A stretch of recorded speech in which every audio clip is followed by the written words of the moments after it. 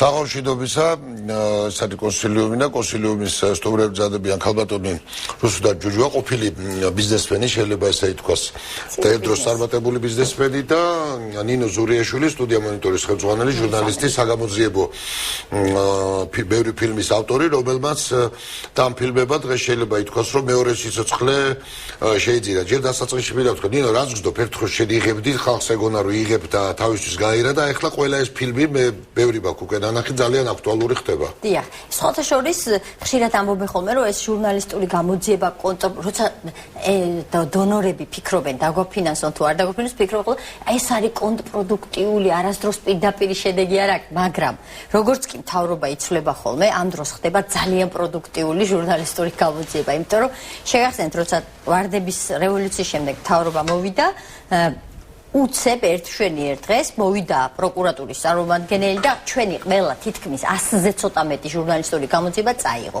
წერილითაც მიმამართინეს, რომ აი გეძლევათ ეს ყველაფერი ირეაგირეთ.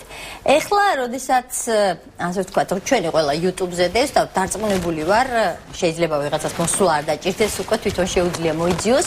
დარწმუნებული ვარ, როგორც კი ახალი ხელისუფლება მართლა უკვე ოფიციალურად გახდება ხელისუფალი და ხელისუფლება, დარწმუნებული ვარ, ბევრ ჩვენ ფილმს ჩახედავენ და ბევრს მოყვება რეაგირება.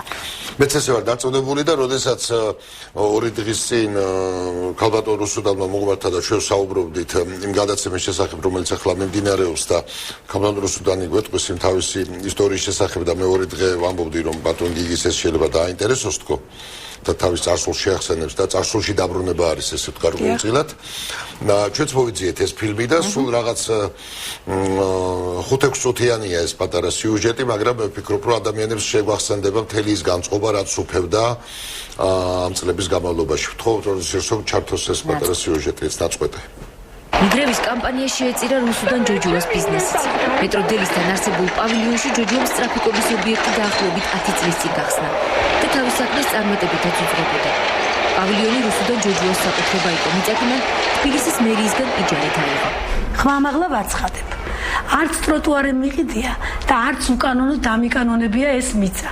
მე სახელმწიფოსგან იჯარით ავიღე ეს მიწა, ვთხოვე 15 წლით და სახელმწიფო თავისი ხელშეკრულებით დამიდასტურა და თხოვნა შემისრულა.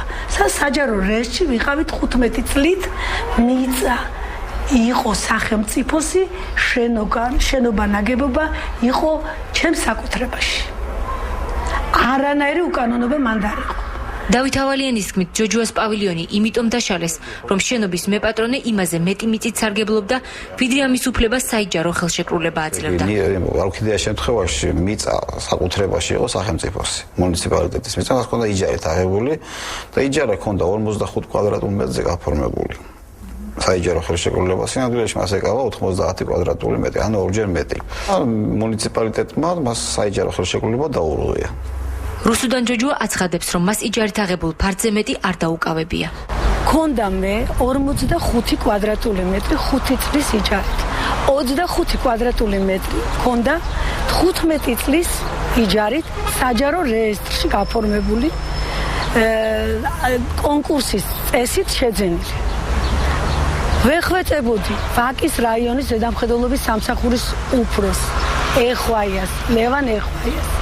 მოეყვანა კომისია და შემოწმებინა ჩემი ეს მიტაცებული უკანონოდ მიტაცებული მიწა. ვეხვეწებოდი. მეიჯარის მოთხოვნის მიუხედავად კომისია არ შექმნილა. ჯოჯუას პავილიონი 27 იანვარს ღამის 3 საათზე დაანგრიეს. გრევის პროცესს თვალს ფანჯრებიდან ჯოჯუას ოჯახის წევრები ადევნებდნენ.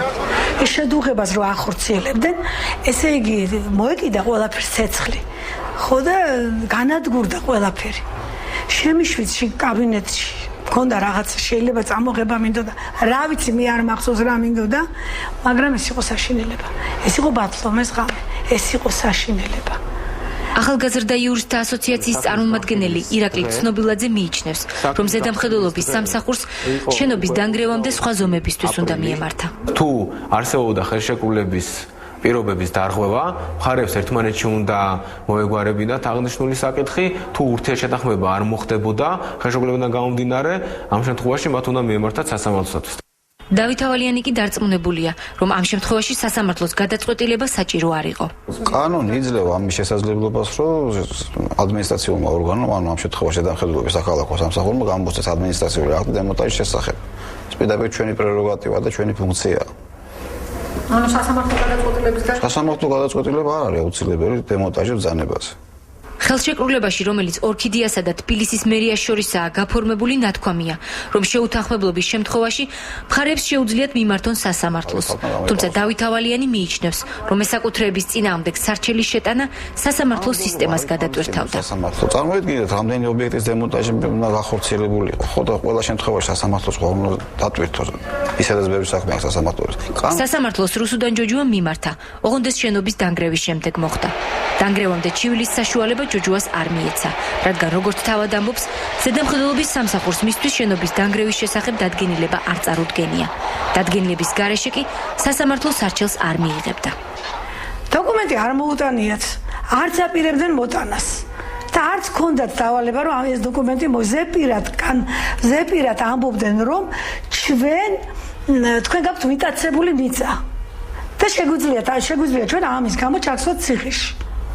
გვაშინებდნენ. დავით ავალიანის თქმით, ადმინისტრაციული აქტი რუსუდან ჯოჯუას მიუტანეს, თუმცა ჩაბარებაზე მან უარი განაცხადა.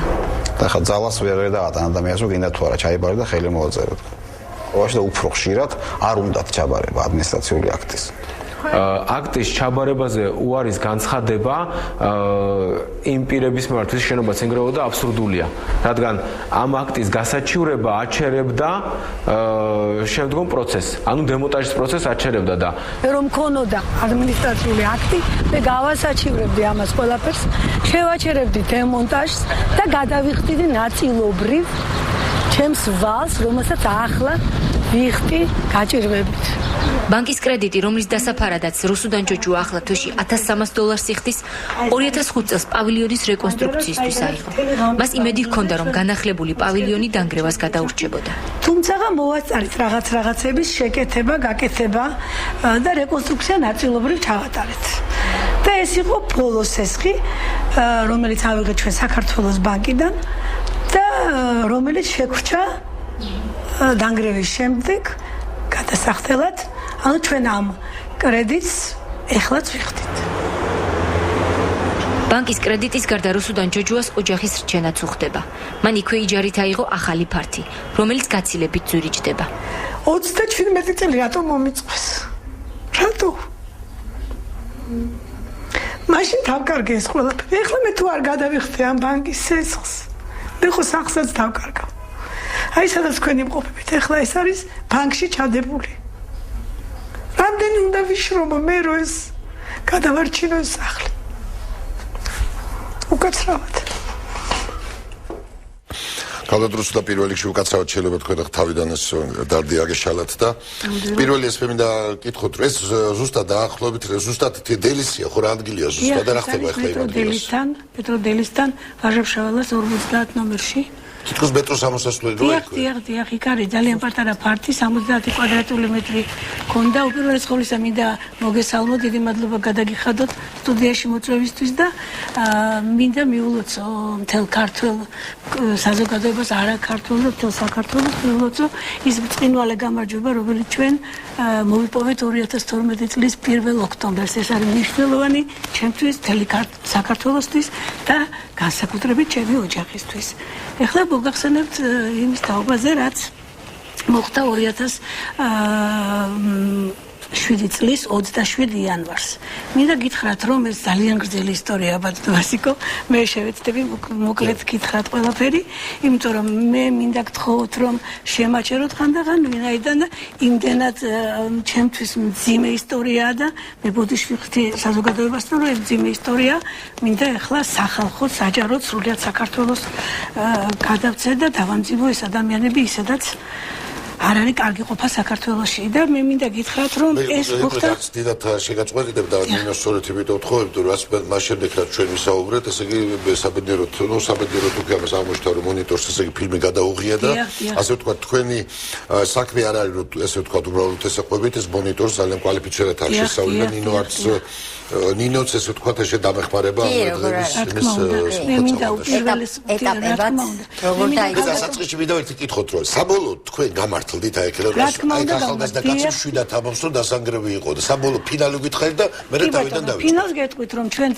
სარჩელი შევიტანეთ სასამართლოში მე მინდა აქვე დავძინო რომ ადამიანმა რომელიც რომელიც ჩემს გვერდით იდგა რომელმაც შეიტანა სახალხოდ ტელევიზიების თანხლებით სარჩელი ეს იყო ბატონი კახა კუკავა რომელიც ბოლომდე მიყვა ამ საქმეს მაშინ ის იყო ესე იგი პარლამენტის წევრი და მე მინდა ეხლა გადაუხადო მას მადლობა ამისთვის და მე მინდა გადაუხადო მადლობა ქალბატონ ნინოს ეს არის არა ქალბატონი ნინო თვითონ მოვიდა ჩემთან თვითონ ისურვა ამ ფილმის გადაღება და დიდი წვლილი მიუძღვის რა თქმა უნდა მაგდა მემანიშვილს ამ საქმეში და მე მინდა საჯაროდ ისედაც პირადი სიმპათიები გამაჩნია თქვენს მიმართ და რა თქმა უნდა თქვენ ძალიან კეთილი საქმე გააკეთეთ არა მარტო ჩემთვის არამედ და მაინც აი სასამართლოს შედეგი გითხარით სასამართლოს შედეგი ასეთი იყო მე ჩვენ ვიჩივლეთ ბატონმა კახამ შეიტანა სარჩიელი და ჩვენ ესე იგი ვიჩივლეთ და ჩვენი მოსამართლე იყო საწყალი გურამ შარაძის ძმისშვილი ნინო შარაძე ეხლა აი ეს არაფერს არ ესე იგი არაფერი ისეთი არ არის ამაში ქალბატონმა ალბათ სამართლიანად მინდა გითხრათ გამოიტანა ეს განაჩენი ახლანდელი ჯალათი მოსამართლე გვრიტიშვილი დიმიტრი გვრიტიშვილი რომელიც მოიხსენება ეხლა ჯალათ მოსამართლეებში იყო ჩვენ იმათ მხრიდან მერის მხრიდან ადვოკატი და ჩვენ მოხდა გარიგება ესე იგი დღეს ტელევიზორში მე ვიხილე ირაკლი აბესაძე ეს არის იურიდიული განყოფილების უფროსი მაშინ იყო ადმინისტრაციის უფროსი მერიის რომელმაც დამიბარა და მითხრა რომ ჩვენ ოჯახს გადაუხდიდა ის კომპენსაციას სწორედ ის თანხა გადაიხადა ბატონმა ირაკლიმ რა თანხაც გადაიხადა თავის ჯიბიდან თუ მერიის მოხდა გარიგებაც სასამართლოში მოურიგდით ჩვენ და მე და მერია ანუ ჩვენი ესე იგი შეპესე ორქიდეა და მერია და მათ ამ გარიგების საფუძველზე სამთვიან ვადაში დაფარეს 40,000 ლარის ღირებულების ესე იგი თანხა რომელიც გადმოგვირიცხეს ჩვენ და ეს იყო ის კომპენსაცია ეს ფაქტიურად ბატონო ვასიკო აღიარება იყო ეს მიწა დღესაც ჩვენ სახელზეა. ჩვენ ვიხდით მიწის გადასახადს. დღესაც. მინდა გითხრათ, მე ხო ვამბობ ფილმში რომ ჩვენ 15 წლით ავიღეთ. მაგრამ იქ არის კეზერაშვილის ჯიხური როგორ. უკაცრავად ახლა რეკლამა გამოაცხადეს, სწორედ ამ ადგილიდან გავაგრძელოთ ჩვენ საუბარი.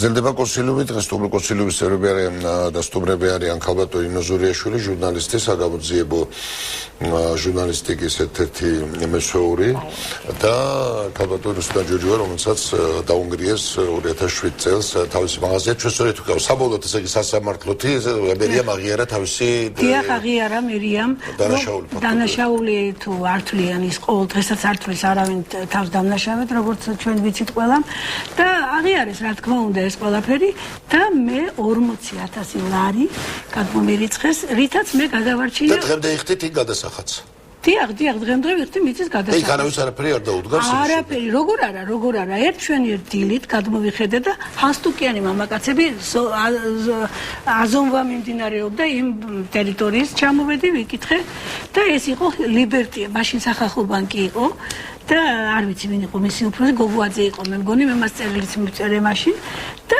ესე იგი ჩამოვიტანე საჯარო რეესტრიდან ამ მონაწერი ამ ადამიანებს ვაჩვენე და გოხდათ ლამაზად გითხარით რომელი არაა თქვენი ტერიტორია გადადგეს ეს ლიბერტი ბანკი და ეს რიტმით ეს ყველაფერი დამთავრდა ლიბერტი ბანკთან დაკავშირებით მაგრამ ამით დადასტურდა ყოველ შემთხვევაში ესე ნამდვილად თქვენ და სახელმწიფო აღიარებს რომ ეს მიწა არის თქვენი დიახ დღესაც საჯარო რეესტრში მე ვიხდი გადასახადს ამ მიწის და ერთჩვენიერ დღამეს თქვენ მოგიხსენებათ რომ კეზერაშვილი რომელიც ახლა არის ყველაზე დიდი ბიზნესმენი საქართველოში, რომელმაც ახლა შეიძინა რუსთავიორის. გაყიდა ახლა ეს. ხო, ესე მე რო დღეში ისევ გაყიდა. მე არ ვერჩი მას არაფერს, რა თქმა უნდა, ეს ჩემი საქმე არ არის, მაგრამ პრაიმ ტაიმი, ხო იცით? ჩიხურების სერია რო არის, ქსელი რო არის პრაიმ ტაიმი, აი ეს პრაიმ ტაიმი ერთჩვენიერ ღამე 3 საათს. ესენი ყველაფერს აკეთებენ ღამე. ჩემი ობიექტის დანგრევას მოხდა ღამე. ბატონი ავალიანი რო ცრუობს, რომ მე მიტაცებული მქონდა, მიწა ეს ასე არ იყო და თუ ეს ასე იყო, რატომ მუშაობდნენ ღამე?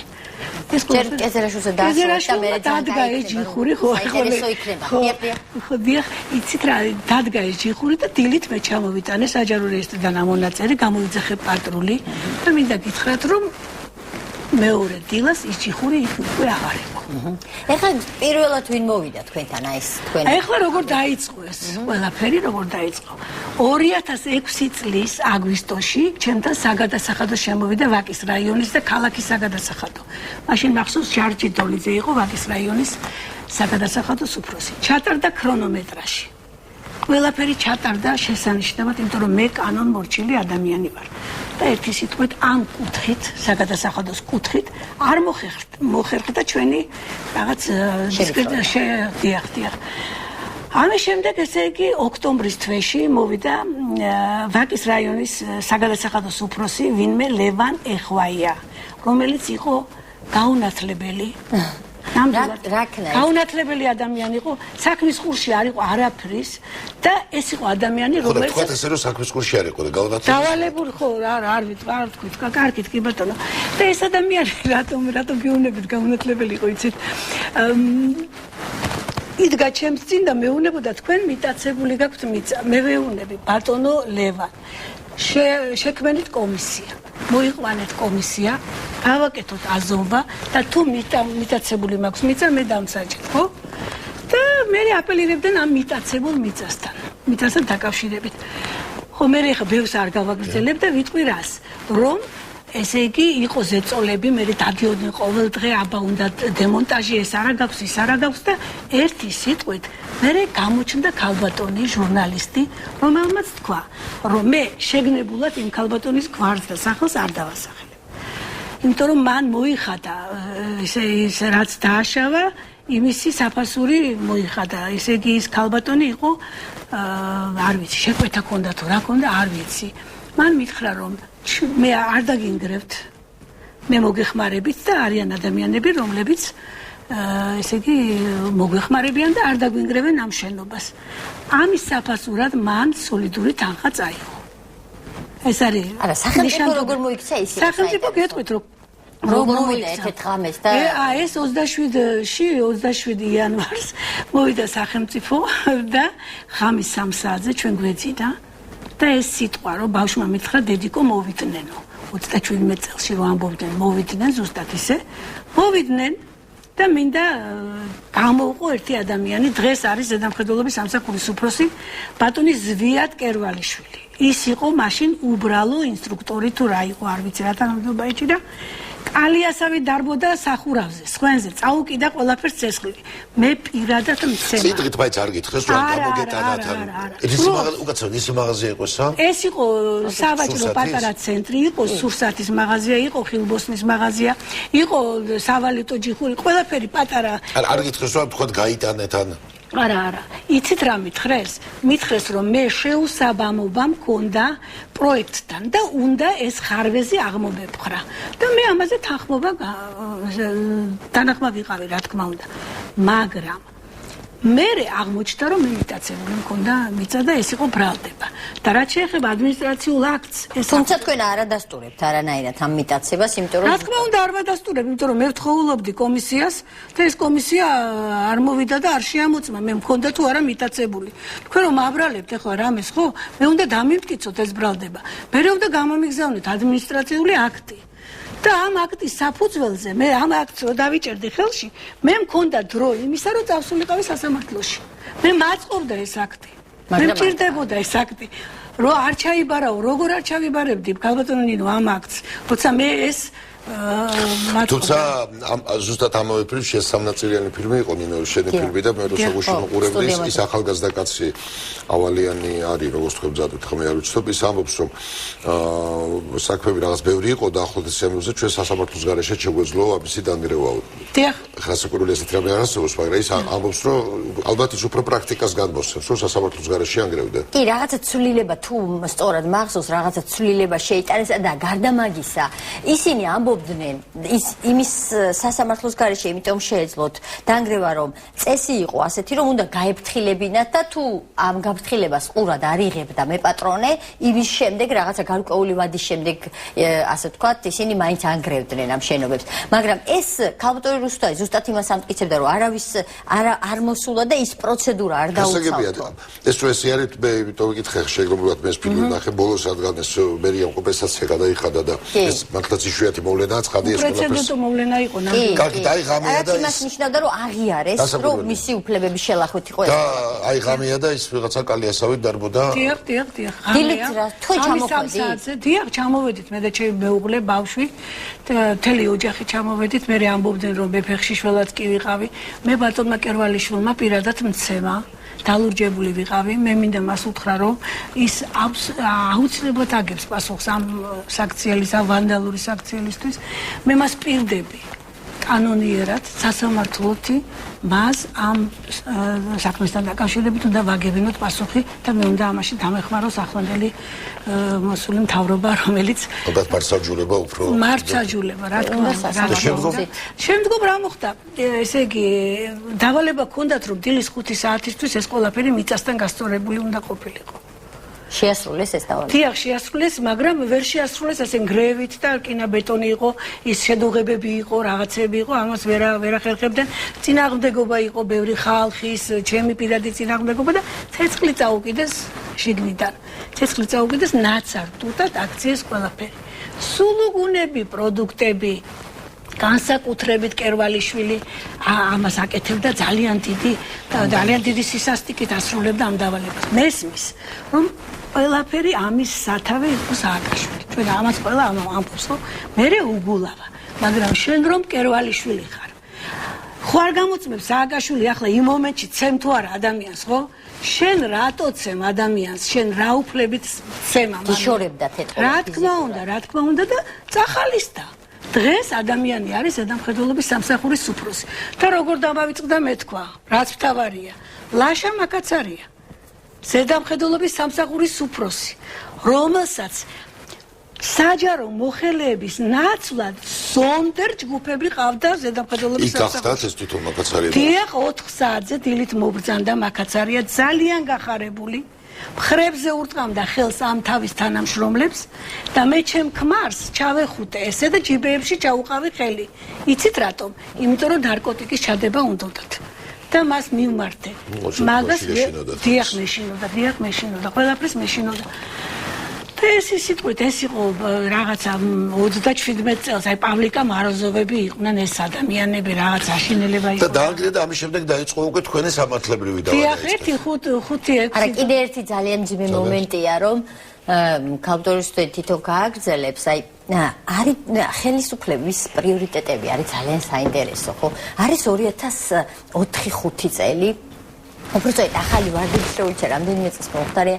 ესე იგი, ახალი ხელფასები გაყინულია ხალხს წლობით მანამდე. რა თქმა უნდა, ამ ხელისუფლების პირობებში ეს ასე არ ხდებოდა, მაგრამ მანამდე ხალხს უჭირს, მცირე ბიზნესი შემჭიდროებულია და აი ამხელა ესე პრიორიტეტს აკეთებს იმაზე, რომ იყოს სიტუაცია დელისთან, იყოს ლამაზი და უნგრევს ადამიანს ამხელა იმას და არ ითვალისწინებს კიდე რას, რომ აი ღუპავდნენ ლამის ადამიანს, იმიტომ რომ მას ჰქონდა კრედიტი აღებული. და აი ეს ყველაზე მეტად მე მახსოვს, იქ ჩვენც იქ მუშაობდით ვაჟა-ფშაველას 45-ში რუსთავიორის ქვედა სართულებზე და ყოველდღე იქვე ვცხოვრობდა, რომ გავდიოდი და გამოდიოდი ქალბატონი რუსუდანის საშინელი სახეც რემლიანი თვალები ყოველდღე მიწევდა რომ მენახა. იცით რატო? იმიტომ რომ აღარ ქონდა ბიზნესი, აღარ ქონდა შემოსავალი. ქალბატონს თქვენთვის არ დაუძახია თქვენ მიადექი? მე იმიტომ რომ მანამდე ნიუსში ვნახეთ. მე მაგდა მემანიშვილმა გააკეთა ჟურნალისტური გამოძიება. მე არ გამკეთებია, სტუდია მონიტორი იყო. მე უბრალოდ გავიგე რომ ქალბატონი რუსთან იქ ცხოვრობდა, შეთხევით გადავიყარ და ეს ერთ-ერთი ადამიანი დაზარალებული რეკლამაზე უნდა გავიდეთ, მაგრამ ერთ რამეს აი კრედიტზე მინდა მოყოს რომ არ გაითვალისწინოს. შეკითხვა მინდა ერთი უბრალოდ ესე თქვენი სასამართლო ფილმის შემდეგ მოხდა ეს თქვა თანაზღაურება თუ ფილმამდე? ფილმის შემდეგ. ფილმის შემდეგ. მაინც ეთყობა რაღაცა შედეგი მაინც რაღაცა შეიძლება იყო, კი. აი რეკლამა და რეკლამის შემდეგ ვსაუბრობთ. გრძელდება კონსილიუმი და აი დინო ამბობდა კრედიტი ქონდათ აღებული თქვენ ამავე დროს. კრედიტი ქონდა აღებული, აი სწორედ ის კრედიტი, რომელიც ესე იგი მე ავიღე ქალბატონის გამო, რომელსაც გადავეცი ეს თანხა, საკმაოდ სოლიდური თანხა იყო და მე ყოველ წელში ვიხდიდი $1300 იმის გამო, რომ ესე იგი ქალბატონმა წაიღო ეს თანხა. ესე იგი წარმოიდგინეთ, მე არ მქონდა არაფერი, არ მქონდა ბიზნესი, არაფერი და უნდა გადამეხადა ეს კრედიტი. ამიტომაც სახელმწიფომ კომპენსაცია უპრეცედენტო შემთხვევა იყო, რომ კომპენსაცია სწორედ ის თანხა, რომელიც ბანკში იყო დარჩენილი, ერთი წელი ვიხდიდი ქალბატონინო, მაგრამ მე უკვე არ შემეძლო ამის გადახდა. ამიტომაც საფრთხე ემუქრებოდა ჩემს ოჯახს, რომ ჩვენს ბანკის სახლს განვიღებდა და ამიტომ მე დავთანხმდი მორიგების აქტის თაობაზე, როგორც მოგახსენეთ სასამართლოში და დავთანხმდი, რომ მორიგებოდი ქალაქის მერიას და მან გადამიხადა და დავფარე სრულიად ეს კრედიტი. თანხა ეს შემოგთავაზეთ,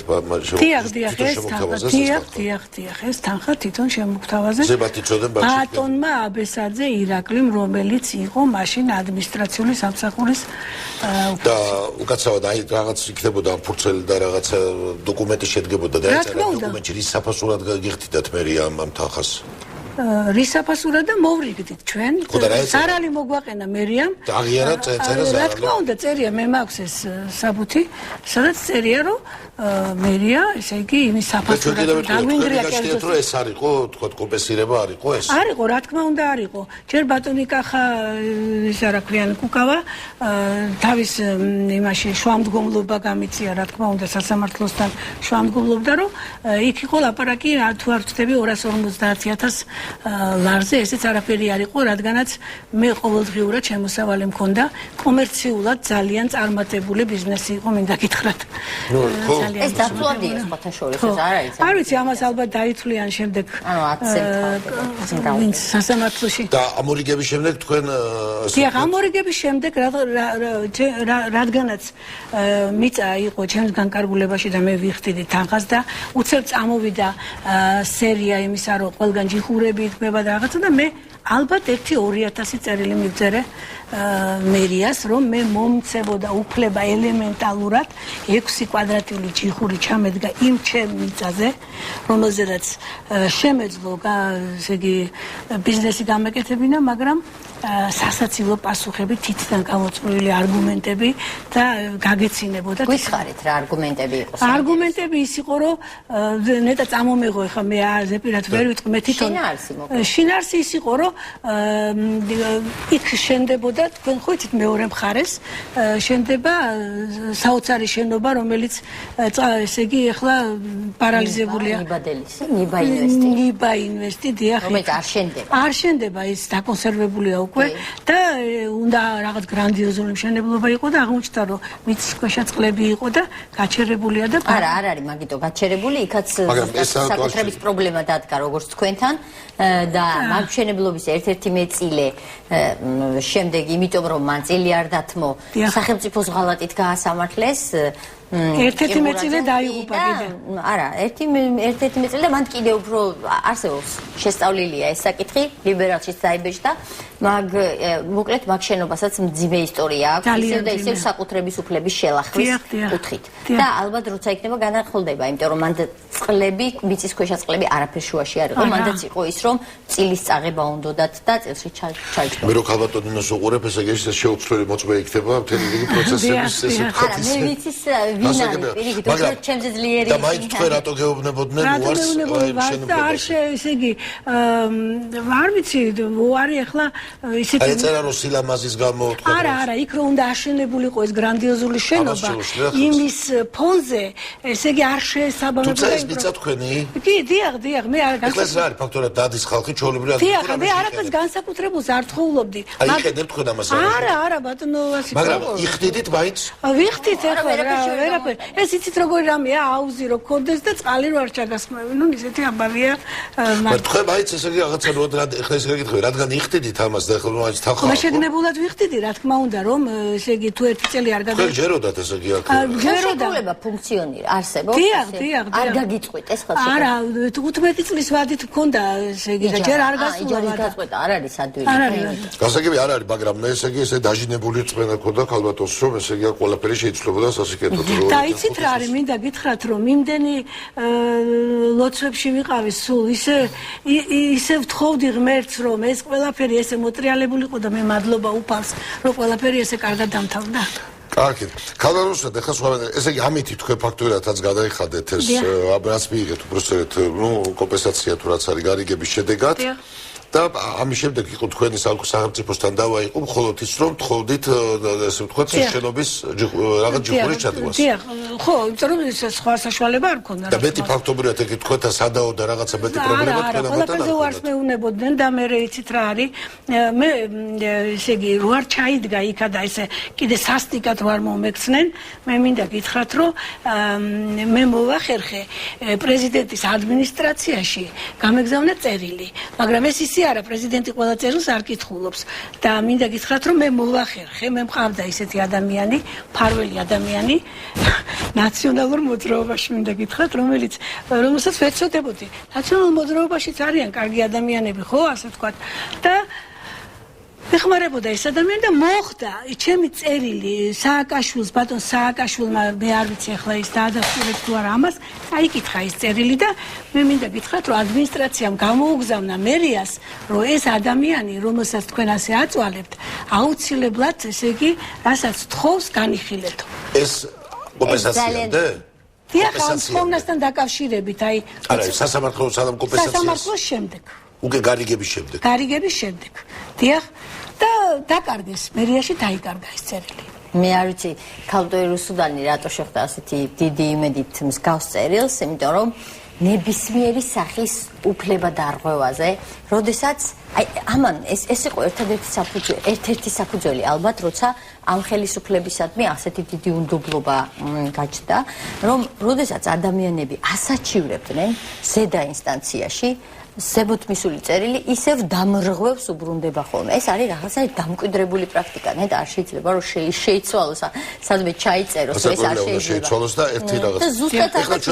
მე არ მიმაჩნია რომ ბატონი სააკაშვილი სერიოზულად შეწუხდა თქვენი პრობლემით, იმიტომ რომ მართლა შეწუხებულიყო, ვფიქრობ რომ თქვენი ერთი პატარა ჯიხურის შადგმას მოახერხებდა რამე. მოახერხებდა კი აიტანდა რამენაირად მერია. თქვენ ნახეთ თვითონ ეს წერილი თუ გითხეს ამის შესახებ? არა, პასუხი მომივიდა ადმინისტრაციიდან მოვიდა პასუხი და მე იქიდან გამომდინარე რომ დამიძახა ბატონმა და იქ ეწერა რომ აქ მიედა დიახ განიხილეთ ეს საკითხიო და ამის შემდეგ მორბილდა ეს მერის გასაგებადურსა ეხლა ჩვენ ერთი თემა უნდა ვთქვათ ეხლა სხვა ჩვენ ეს გადაცემები რამდენიმე გადაცემა იყო და შეიძლება ითქვას ამ ტიპის გადაცემა ნუ ხა თუ რაღაც განსაკუთრებული არ იქ და ეს ტიპიური გადაცემები ვცადეთ ეს არის ბოლო ჩვენ ჩვეულებრივ რეჟიმს უბრუნდებით ხვალიდან მაგრამ მით უმეტეს რომ უკვე თანდათან ეს ახალ არჩეული ორგანოები და ახალ დამტკიცებული ორგანოები შედიან უკვე ძალაში ამოქმედებიან იქ ალბათ თეატრულ კერმანს გააკეთა განცხადება და იქნება შესაბამისი კომისიები და ბუნებრივია ჩვენ ასე ლაპარაკი და გულის მოხებით ეს ვერ გადაწყდება ეგ საკითხი და თანდათან ამან უნდა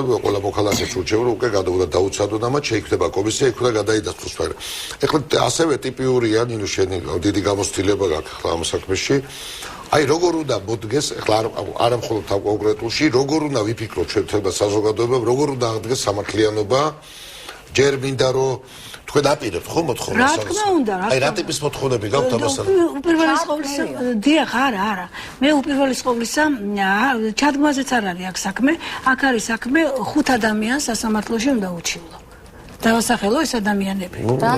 ხო, დიახ, სასამართლოში 5 ადამიანს უნდა უჩივლო და მე მინდა დღევანდელ ხელისუფლებას, თუნდაც ის კბილაშვილი პროკურორი რო არის ახალი, ქალბატონ ბესელიას მას დიდი წვლილი მიუძღვის, ესე იგი ჩემი იცის ყველაფერი ჩემი საქმე და სხვა დანარჩენებს წულუკიანს, რომ ერთი სიტყვით მე მინდა უჩივლო ბატონ გიგი უგულავას. Tko gușiți ხო, ზოგიერთებს გაეცინება. Ქალბატონს არაფერი სასაცილოებაში არ თქო გუჩიცი და ბეუნებოდით მე იმიტომ როგორც ვთქვი დავანოს. აი უგულავას რა მიზეზით უჩივლებდით მაგრამ. როგორც რა მიზეზით უჩივლებდი, ყველაფრის სათავე, ყველა განკარგულების გამცემი, ყველა ადამიანის დამღუპელი ამ ქალაქში რაც მოხდა და მინდა გითხრათ რომ კორუფციის ყვავის კორუფციამ მაშინ რა ქვიან მერიაში მინდა გითხრათ და მე მინდა უჩივლო მას. მან დაღუპა ჩემი ოჯახი და არაერთი საქართველოში ოჯახი საიდანაც კვამლი გამოვიდა, ყველა ოჯახში შევიდა უგულავა. მინდა გითხრათ. და დაღუპა ოჯახები ბატონმა უგულავა. მეორე არის ლაშა მაკაცარია, რომელიც დღეს არის, ესე იგი, ის რა ქვიან, იმერეთის გუბერნატორი და მან თავის თავს უფლება მისცა, რომ ყოფილიყო ოპოზიციაში. ეს არის დიახ, გუბერნატორია, ის ალბათ თავის თავს აძლევს უფლებას, რომ იყოს, ესე იგი, ოპოზიციაში, რის უფლეს მორალური უფლება მას არ აქვს და კიდე უფრო მეცად გეტყვით, რომ მან მერი დანიშნა გუშინწინ ქუთაისის მერი. მან არ დანიშნა აირჩიეს. ხო, არ ვიცი, რომ მისი ხელდასმით იყო ის მერი იქა და მინდა მას უჩივლო. ეს ორი. მესამე ზედამხედველობის სამსახურის დღევანდელ უფროს, რომელმაც მე მცემა მაშინ. მე მინდა მას უჩივლო. როგორ მოხდება ეს არ ვიცი, ვერ გეტყვით და კიდევ არის ორი ადამიანი. ეს არის ვაკის რაიონის მაშინდელი ის არის, ხო, ავალიანი ძველი თბილისის გამგებელია დღეს. და მინდა გითხრათ, რომ როცა სტრიპტიზ ბარში ჭყალებში გულაობდა ბატონი უგულავა, ეს არ ვიცი ჯერ. დიახ, როგორ არ ვიცით, დაიდო იმაში, რა ქვიან, Facebook-ზე დაიდო, გავცელდა ინფორმაცია. დიახ, ამ ფონდიდან ძველი თბილისის, ესე იგი, განვითარების ფონდიდან იყო გადახდილი ეს ანგარიშ ფაქტურები. ეს არ არის ჩემი საქმე, მოდი რეკლამა და ამას ჩვენ მაგრამ მე მას უნდა უჩილო, ამ ავალია. რეკლამა და რეკლამის შემდეგ თქვენ ალბათ ხოლმე ჩივილებით არ არის და მაინტერესებს თვითონ როგორ შეიძლება ეს პროცესი წავიდეს. თუმცა ერთი რაღაცა მოსაზრებები შეიძლება. ერთი რამ უნდა გავითვალისწინოთ, ეს პიროვნული ცხენ არ არის მხოლოდ ადამიანებს აქვთ დიდი სურვილი, ეს არის არასამაგეროს გადახდა, მაგრამ ეს არის სამართლიანობის აღდგენა, რომელიც შეიძლება უფრო მეტია ვიდრე ნებისმიერი ვიდრე კომპენსაცია. რეკლამის შემდეგ ვისაუბრებთ. გზელდება კონსულები სტოვრები არიან ქალბატონ რუსუდან ჯოჯუა, ყოფილი ბიზნესმენი, მას დაუნგრიეს დაართვეს ბიზნესი 2007-ში და ნინო ზურიაშვილი, ჟურნალისტი, რომელიც საგამოძიებო სფეროში მუშაობს. ნინო, აი ახლა ჩვენ საუბრობდით რეკლამის წინ, გარკვეულწილად როგორ უნდა მოხდეს ახლა ამ პროცესიდან სამართლებრივი გამოსვლა. ჩვენ ღვთისწყალობით და დიდი გონიერებითაც ვინც ამ პროცესს ხელმძღვანელობდა, მოხერხდა ხელისუფლების გადაბარება, ჩვენ უყურებთ ძალიან მშვიდობიანად და გამოდიოთ ამ ისე ვთქვათ ამ დროიდან, რომლის ამ ცუდი დროიდან ის იმედიც ბევრს არ ქონდა, მაგრამ ახლა არის ძალიან დიდი მოლოდინი, როგორ უნდა მოვიდეს მოხდეს სამართლიანობის თუნდაც ნაწილობრივ აღსრულება. ახლა ერთია ქალბატონ სუდანი ამბობს პიროვნებებზე ნაწყენია, მასამე სრული უფლება აქვს, ასევე ვერავინ ვერ დაუშვეს სასამართლოში შეტანას და თუ დამტკიცდება ესეც სასამართლოს გადასაწყვეტია. მეორე ცხადია იქნება ეკონომიკური კომპენსაციების საკითხი. როგორ ფიქრობ, შედა რა მოცულობა იქნება ეს, როგორ არის და რა ფორმა. ეს არის ალბათ ერთ-ერთი მთავარი გამოწვევა დღეს საზოგადოების წინაშე ბევრი რამის გათვალისწინებით. ეს არ არის ის თემა, რომ ესე მიახტე და უცებ ესე ხელის ერთი დაკვირით ეს აღადგინო, თუნდაც ეს უზარმაზარ ფინანსებთან არის კავშირში. შენ როგორ ხედავ მასშტაბი იცი შენ კარგად? მასშტაბი ვიცი დაახლოებით, შეიძლება ცოტა ჩამორჩით მოვლენებს, მაგრამ ბოლო ჟურნალისტური გამოძიება, როდესაც გავაკეთეთ, ქრეალშელმა დინმა გააკეთა, ესე იგი, ეს ეხებოდა წყნეთში, ასე ვთქვათ, ნაკვეთების მიტოვებას. ამას თავისი მექანიზმები აქვს, კარგად შემუშავებული, დახვეწილი, რომ თუ არა პოლიტიკური ნება მოქალაქეებს ძალიან გაუჭირდებოდათ, არა თუ კომპენსაცია, არამედ რაიმე ტიპის, ასე ვთქვათ, აღდგენა, უფლების აღდგენა. კი, გაუჭირდებათ, იმიტომ რომ მათ თვითონ აქვს დაწერილი. თქვენ რა გონიათ, კი არ ჩამოართვეს, ესე კი არ წაართვეს, სამართლებრივად ყველაფერი არის ძალიან, ასე ვთქვათ, ისეთი, რომ ადამიანები მიდიოდნენ აკეთებდნენ და ტოვებდნენ ამ ესე იგი საკუთრებას. მიტოვება ქვია. სამართლებრივი ფორმა. გაუჭიდებათ აღდგენაუროთ. იმიტომ რომ თვითონ დატოვა. უარი თქვა რაღაცის სანაცვლოდ. პირამიდა კითხო. თუ არ არის პოლიტიკური ნება. პოლიტიკური ნება არის, მაგრამ იქნება პოლიტიკური ნება. ალბათ ვფიქრობ, რომ სასამართლოს გავლით. და მაინც დავსვამ კითხვას. აი, ქალბატონი სუდანი აპირებს სასამართლოში შეტანას. ერთია პიროვნული აი ფიზიკური შეურაცხყოფისთვის. მეორეა ეკონომიკური, მაგრამ ეს სასამართლო სამართლიანი კი არის, მაგრამ ფული ღირს და ძალიან სერიოზული ფული და მეორე მხარესაც აქვს შეიძლება მე ამას სულ ამხობ. აი ეს როგორ იქნება ასე სასამართლოზე სასამართლოზე მიშვებით. ეს აღდგება თქო სამართლიანობა? სხვანაირად გამორიცხული არის. ასე ჩვენ ამ ადამიანებს უნდა ვუთხოთ რომ კიდევ დამატებით ესე იგი ხარჯი გაიღო და შეიტანოს მოსამართლოს. ეს ჩვენ ავირჩიეთ ის ხელისუფლება, რომელმაც ეს გააკეთა, ჩვენ ავიტანეთ ის და ჩვენვე მოგვიწევს ამის ჩვენ უნდა ვზღათ ის რაც ჩვენ ვითმინეთ სიტყვაზე, რაც ჩვენ ხმა არ ამოვიღეთ, ის იყო შეცდომა. თუ მიგაჩნიათ რომ შეცდომა იყო 2007 წლიდან ეს რო ხდებოდა, ჩვენ მოქალაქეებს რაღაც ხომ უნდა გვექნა. რომ არ გავაკეთეთ, აი ეს შედეგი დადგა და სხვანაირი გზა მე უბრალოდ არ მესახება, იმიტომ რომ როგორ შეიძლება ესე მასობრივად უკან დაუბრუნო ვის ხალხმა მიატოვა, რატომ მიატოვა? მე რო უკან დაუბრუნო, მე მინდა რომ არა, უკან დაუბრუნებს სასამართლო. მე დარწმუნებული ვარ, ბევრი მათგანი არის. ეს სხვა პრობლემას ვამბობ, რომ ბევრი ადამიანი გამომდინარე ადვოკატის ფასებიდან და ადვოკატი ძვირადღირებული სიამოვნებაა და ადვოკატს ეს ნამდვილად ეკუთვნის უბრალოდ არა, გურა ვერ შეძლებს უბრალოდ ამის თქვა მინდა. არა, შესაძლებელია იმის გამო რომ ჯერ ერთი რა ფასი რა არსებობს უფასო ადვოკატიც ხო არსებობს თვითონ მერიას აქვს პროგრამა. გამოიღოს სახელმწიფოს ხომ აქვს დავუშვათ რა ქვია სახელი დამავიწყდა, მაგრამ სახელმწიფო ადვოკატების ძალიან დიდი ჯგუფი მუშაობს. ანუ სახელმწიფო მამსფეროსაც უნდა მიექცეს. ანუ არა, ეს არ იქნება პრობლემა. ადვოკატები თვითონ მერიასაც ყავს, სხვათა შორის ჯგუფი მუშაობს და ასევე აი ამ წუთას ზუსტად არ მახსენდება დასახელება, მაგრამ აი რომ მე რო არ მყავდეს ადვოკატი, სასამართლოზე დამენიშნავენ და სახელმწიფო ადვოკატი მოვა და დამიცავს. საზოგადოებრივი ადვოკატი. მე ცოტა საქმის კუჩია და როგორ ფიქრობთ ახლა დღეს რო სახელმწიფოს უფასო ადვოკატები ყავს და მერიას რო ადვოკატები ყავს, ისინი დაეხმარებია და გაჭირებულ ადამიანებს. თუ კი იქნება სახელმწიფონება, რატო აბა მაშინ ადვოკატის გარეშე, მაშინ სასამართლოზე მივანდოთ, ასე ვთქვათ. ანუ ეგ არ იქნება პრობლემა. ხო, ანუ მე ვფიქრობ, რომ პირველ რიგში რაც უნდა მოხდეს, უნდა აღიწეროს. ეს არ არის ერთნაირი. აი, მაგალითად, ქალბატონი რუსუდანი წაართვეს ჯიხური.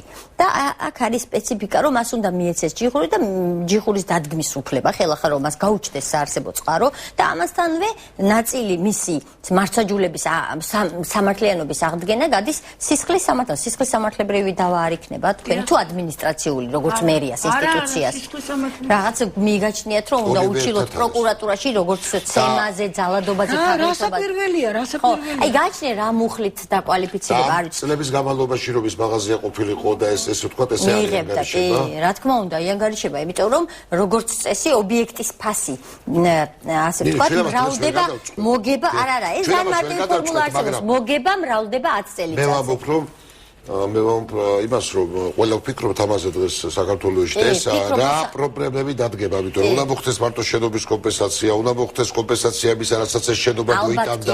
არა, ჩვენ დღეს ვერ ვიტყვით ამას. ჩვენი ბიუჯეტის შესაძლებლობებიც უნდა იქნას გათვალისწინებული, იმიტომ რომ თვითონ ევროსასამართლოც კი, როდესაც დავუშვათ სახელმწიფოს აკისრებს ხოლმე რაღაც ჯარიმას, ითვალისწინებს ხოლმე სიდიდეს, ჯარიმის სიდიდეს, იქიდან გამომდინარე თუ რამდენად ძლიერი ქვეყანაა, რამდენად ძლიერი ბიუჯეტია. და ამიტომ ეხლა ჩვენ თუ იმას გავაკეთებთ, რომ ავდგებით და მთელი წლის ბიუჯეტს დაურიგებთ კომპენსაციის სახით იმ ადამიანებს, რომელსაც წინამთავრობამ ქონებრივი უფლება შეულახა, ესეც ხო არ იქნება გონივრული, არა? ეს ხო ჩვენ სიტერიში არ შედის. ამიტომ ეს ყველაფერი უნდა იყოს რაღაცნაირად ბეწვის ხიდზე გავლა, უნდა იყოს სასამართლოზე. და ეს ძალიან მასობრივია, როცა გვეწოდინება მასშტაბი, მე შეგვიძლია უფრო კარგად ვილაპარაკო. მასშტაბი არის დიდი, წყნეთი, ესე იგი, საირმე, ანაკლია, ზღვისპირეთი, სვანეთი და აი, სადაც კი სიღნაღი,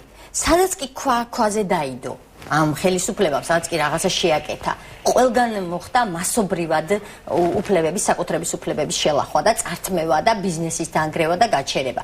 ეხლა ჩვენ ყველაფერი ჩვენ რა სახელმწიფომ აუნაზღაუროს და ხვალ ჩვენ ბიუჯეტი აღარ გქონდეს, მე როგორც ერთ მოქალაქეს, არ როგორც ჟურნალისტს, განა იმიტომ რომ სამართლიანობის აღდგენის მომხრე არა ვარ. უბრალოდ იმიტომ რომ ქვეყანა არ დაინგრეს, არ ვიქნები რა თქმა უნდა. და ყველაფერი არის ასაწონ-დასაწონი, მასშტაბი უნდა აღიწეროს.